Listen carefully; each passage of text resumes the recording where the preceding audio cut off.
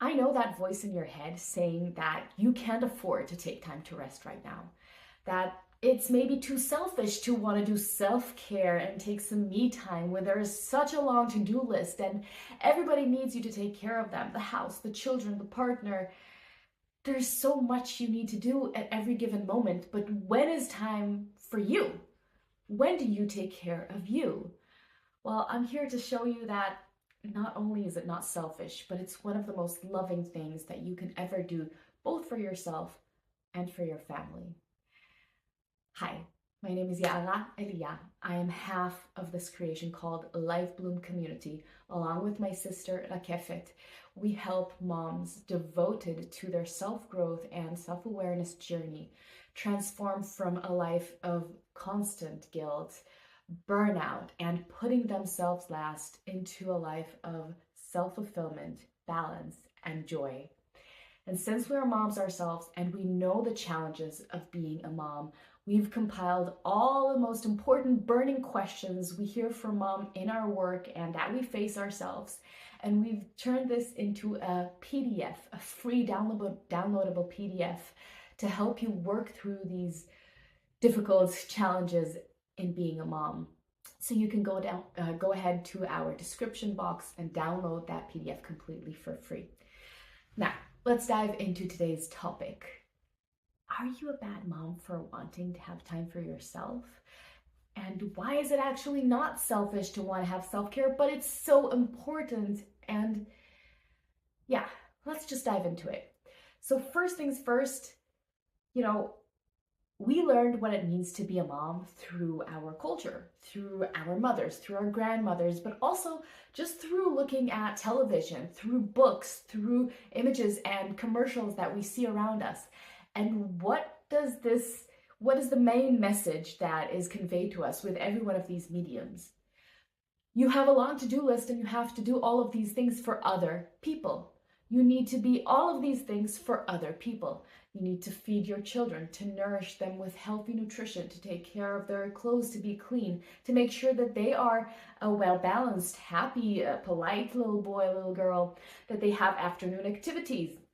You need to have a clean house. You need to all of these things, right? And with that, you also need to be happy yourself. You need to take care of your body. You need to be fit. You need to eat well. You need to be well rested. You need to be intelligent. And what about your relationship with your partner? All of the things that needs to be, and the way your house needs to look. All of this long things, that long to-do list that we have to be. And if we're not that, what does it say about us? That we're not good enough. That we're not a good mom, not a good wife, not a good woman. We just grew up from such a young age learning that we need to be all of these things. And our children, our little girls, our daughters, they still learn these things. We learn this through observing our mothers and our grandmothers, but also just because that is what the environment keeps reflecting to us. And it almost feels like this world doesn't like mothers, right? Because it doesn't show them compassion at all. It shows them so much judgment, so much stress, and so many requirements. And it just feels like the world is not really playing fair here, right? But here's the thing. There comes a point in our life where the things that we've learned from our environment are starting to be reinforced, not only from the outside, but from the inside. Once we are aware enough to notice that these are the messages we've learned, we can notice the places in our life that we teach these things to ourselves. And we teach them on a daily basis. Every time we choose, I don't have time to rest, we reinforce, I'm not important enough. Every time we say, I will rest when the laundry is done, we reinforce, I have to take care of everybody else before me. All of these messages that we've observed through society are now the lessons that we keep teaching ourselves. And that is something that we can change. And that's something that we also have to own, to take responsibility over, and to understand that the voices that I have inside me matter. the way you speak to yourself inside, and the small choices that you make on a daily basis matter for your well-being, but they also matter for the people you love the most, for your children, because children learn by mirroring us. They don't just listen to the words you say, they look at the way you behave towards yourself. They hear your energy, they hear what is happening inside you. They hear the micro decisions where you decide that you can't take this time for yourself right now because it's not important enough. They learn this, and what they learn is that self-sacrifice means love. What they learn is that if they put themselves last, then they're worthy. What they learn is that if they're tired and they're exhausted and they need to rest, it's not important enough when there is a to-do list. Whether it's a boy or a girl, whatever your children are, they still learn these lessons, and they learn them and they take them on themselves. And in LifeBloom, one of the things that we love to talk about is that we are, as moms, we're cycle breakers. We have this opportunity to break cycles of karma and of things that were learned throughout generations and generations and generations that are not necessarily a good thing, not necessarily creating a life of balance and joy. And this is an amazing opportunity to do this, to break that cycle of guilt for wanting time for myself, of guilt for needing self-care, because that just means you're human.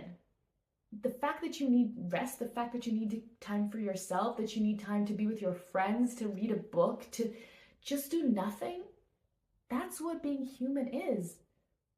And so we need to break that cycle that it's not okay, and that means that we're a bad mom and that we have to feel guilty about that, because that's just not true, right? What is true?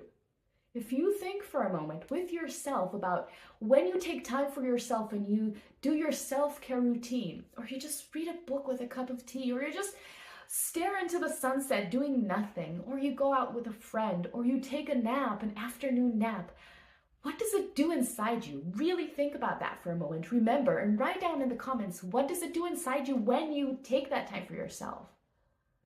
Does it make you feel, or does it make you feel worse? Are you a worse mom after that? A worse human after that? You go out to the world angry? Or is it the opposite? You go out to the world nourished, relaxed, overflowing with love and compassion and everything your children truly need from you? What does it change in your home, in your environment, when you do take time for yourself? That's the truth, right? It actually makes you happier. It makes you more relaxed. And that means that your children get a happier mom. They get a more balanced mom, a mom that is there to listen, a mom that has so much to give from. Isn't that what we truly want to give our kids? But also, isn't that what we want to teach them? That actually, when you take time for yourself, that nourishes you. And when you take that time for yourself to rest, if that's what you need, or just to do something fun, that fills you up and you have so much more to give from. So encouraging our children and modeling to our children that you matter. What you feel inside matters. So listen to what you need. Take what you need. And that makes you such a happier, more balanced human in this world. So I want to pause here for a moment and let that sink in, because that's truly such a powerful lesson to teach our children. You matter. What you need matters. What you want matters. And the best way to teach them that is by modeling it. We'll get to that in just a second. But I want to remind you here for a moment that in LifeBloom, we're a community of moms. And my sister and I, we are moms ourselves. So we truly know the struggles and the challenges that every mom faces, and all the most important question that she asks herself on a daily basis. So we gathered all these questions into one PDF where we answer how to work through these challenges as moms on a self-growth journey. And this PDF is here for you completely for free to download in the description down below. So go ahead and click that link, download the free PDF so that you can get these answers. So let's continue with our journey on creating self-care, not selfish, but an act of love in your mind, that is. I feel like we're in a point where we can start to change our definition of being a good mom. But I actually want to scratch completely that sentence of what a good mom is and say every mom is a good mom. Maybe to some exceptions, but most moms are good moms. But we can have a little bit of a different approach to what it means to be a mom and what a mom needs to be. So the previous approach, the old approach said a mom needs to take care of everybody else and she comes last. But I want to offer, what about a mom can model her children joy and balance? A mom leads by example. She always leads by example. The question is, what does she model? So you can model to your children balance and joy and listening to your own needs, listening to your body, getting to know your body, giving it rest when it needs. Modeling to your children what it means to be a balanced adult, a balanced woman, what it means to care for yourself before you reach your boundaries, before you cross the line of I can't take it anymore. What it means to know that you matter and act according to that belief on a daily basis. And not just when push comes to shove it, I can't take it, I have to rest. But just really being a woman that honors herself. Really being a woman that understands that she's also top priority. And it doesn't put them last, no. It means that we are both really, really important. And both of our needs to be met. Both of our needs to be taken care of. So a mom, a happy mom, a balanced mom, leads by example and models all of these healthy behaviors inside herself. So to practice this, let's take on a 21-day experiment. For the next 21 days, every day you take 15 minutes minimum to yourself. If you feel like you want to take more and you need it, carve out more. But at least 15 minutes a day that you take for yourself. Now, sometimes it could be you doing something that is completely you by yourself, like resting or self-care or meeting a friend. But sometimes it could also be choosing what you want and taking your child with you. So maybe, for example, your child really wants you to come and play with them with something, but you feel like you just want to, bake a cake. And you would tell them, listen, I know that you really want to play that thing, but right now I am craving to bake a cake. Let's go do it together and take them with you. But still, this is you choosing what you wanted to do and reflecting to them, I see what you want to do, but here's what I want to do. Let's now try what I want to do. Sometimes we do what you want, sometimes we do what I want, but you insert your need into the equation so that it even has a voice. And at the same time, if you choose to go and rest or do some self-care, mirror that to your children. So it could be something like, I really feel that my body is tired right now. I need to go lie down. I'm going to go rest and I'll be back in 30 minutes. And then when you come back, reflect back to them.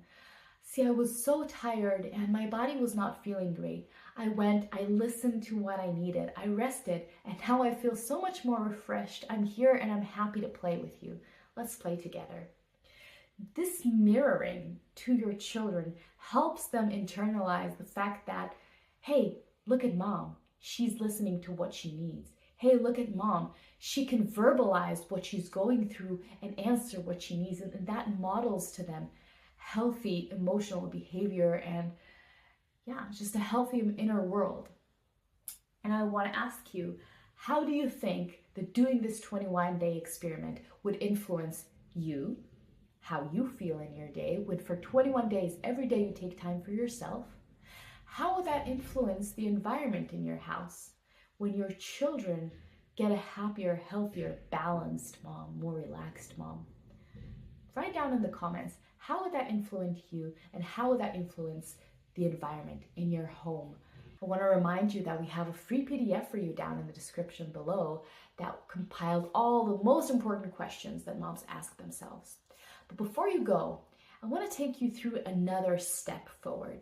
And that is, why is it that we think that if we ask for help, we're bad moms?